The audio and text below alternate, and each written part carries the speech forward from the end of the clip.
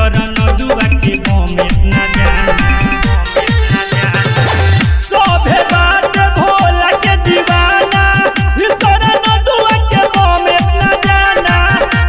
लेकर सुंदर डी कहेला भांग टोली मौलिया के जल देवा घर में चोरी